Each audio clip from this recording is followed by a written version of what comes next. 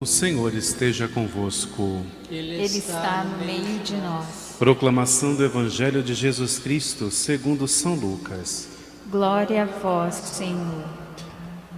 Aconteceu que Jesus estava numa cidade e havia aí um homem leproso. Vendo Jesus o homem, caiu a seus pés e pediu: Senhor, se queres, Tu tens o poder de me purificar. Jesus estendeu a mão, tocou nele e disse: Eu quero, fica purificado. E imediatamente a lepra o deixou. E Jesus recomendou-lhe: Não digas nada a ninguém. Vai mostrar-te ao sacerdote e oferece pela purificação o prescrito por Moisés como prova de tua cura. Não obstante, sua fama ia crescendo e numerosas multidões acorriam para ouvi-lo e serem curadas de suas enfermidades.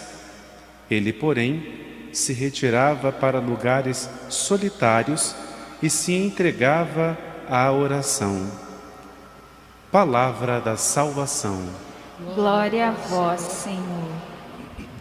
Podemos nos sentar alguns instantes. Meus irmãos e minhas irmãs, estamos encerrando a semana após a Epifania do Senhor.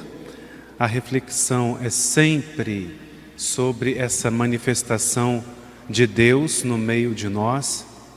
Claro que no domingo nós vamos celebrar o batismo do Senhor e na segunda-feira nós começamos toda a nossa trajetória de tempo comum, refletindo sobre a atuação do Cristo no meio de nós.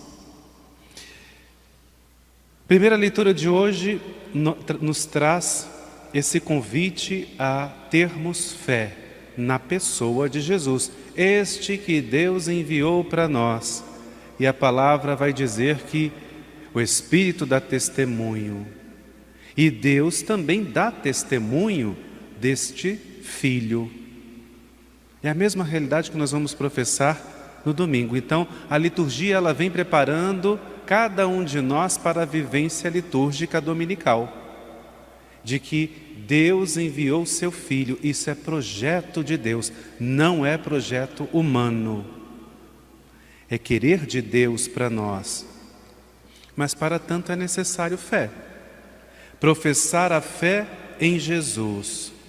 E o que garante a nós esse professar a fé, esse crer em Jesus? Vida eterna. E nós vamos perceber aqui, já antecipando a liturgia do domingo, o batismo. Então a liturgia já vem chamando a nossa atenção a refletir sobre o nosso batismo. Aquele batismo que é desejado pelos nossos pais, que envolve padrinhos, que começa um caminhar na presença de Deus lá naquele dia do batismo.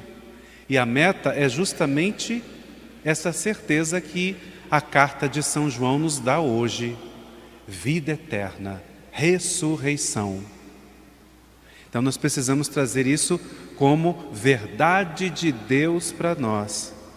Porque muitas vezes pode cair naquele engano de falar, ter afirmações que é uma proposta da igreja, é uma fala da igreja, é documento da igreja. Tudo isso também não está incorreto.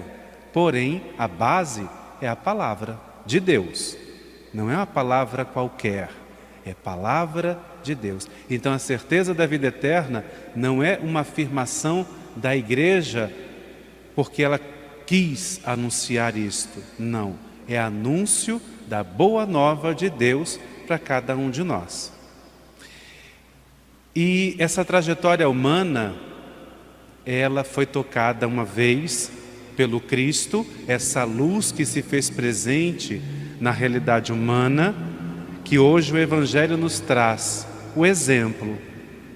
Havia um homem excluído da sociedade, devido à sua situação, era leproso, colocado de lado. E Jesus vem E aquele homem, ao se deparar com Jesus, luz de Deus, ele recorre. Mas por que ele recorre a Jesus? Diz o texto: tu tens o poder de me purificar. Mas antes de afirmar isto, Jesus o chama de Senhor. Aqui há uma profissão de fé da parte daquele homem.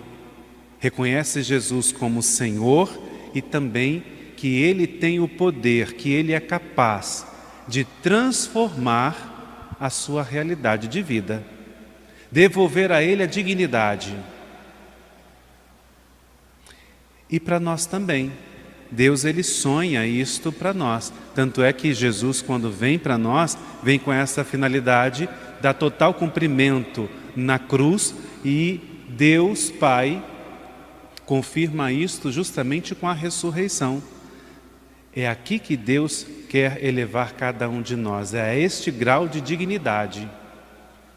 Voltando a olhar para a primeira leitura, vida eterna.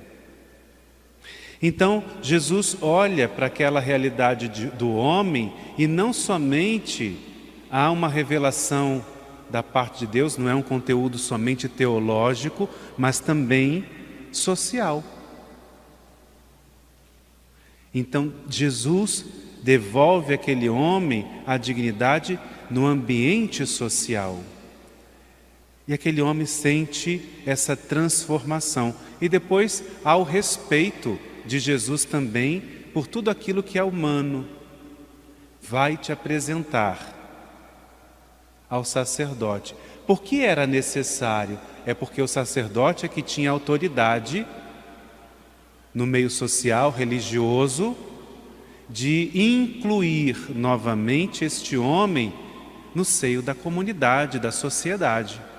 Então Jesus fala assim: vai lá, mas não divulgue a ninguém. Só que o acontecimento por si só já dá testemunho da pessoa de Jesus. E começa o conhecimento da pessoa dele. E muitos vinham, ou seja, muitos estavam sem dignidade. Realidade bem parecida com a nossa.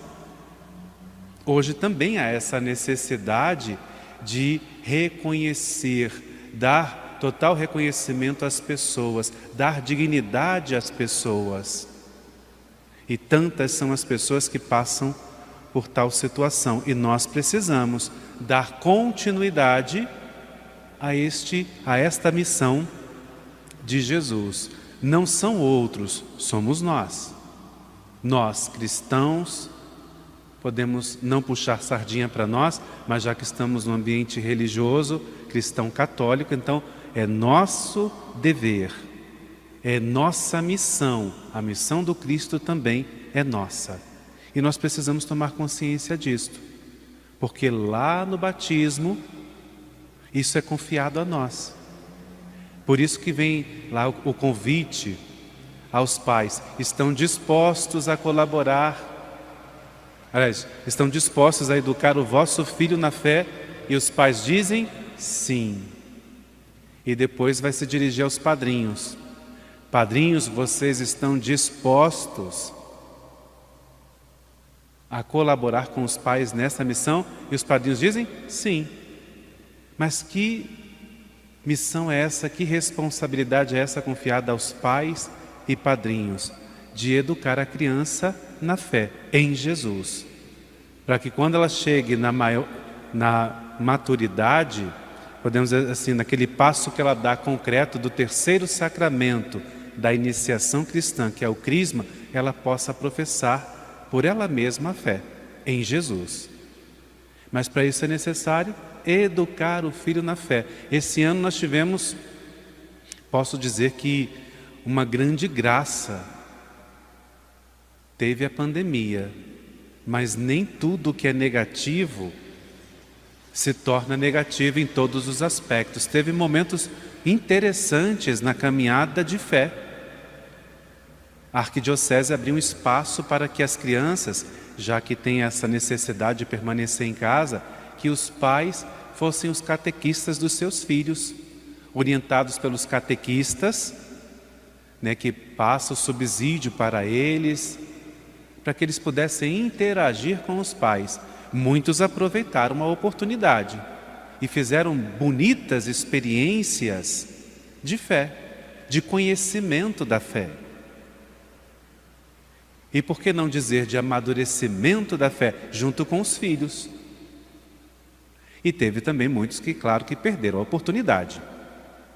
Mas tomara a Deus que ainda, não sei, talvez no iniciozinho ainda não se retorne, vamos ver como é que vai ser. Mas se não for retornar ainda a aula presencial, a catequese presencial, que os pais se despertem e comecem a aproveitar essa grande oportunidade que Deus nos dá de alimentar a fé, de crescer nessa intimidade com Deus.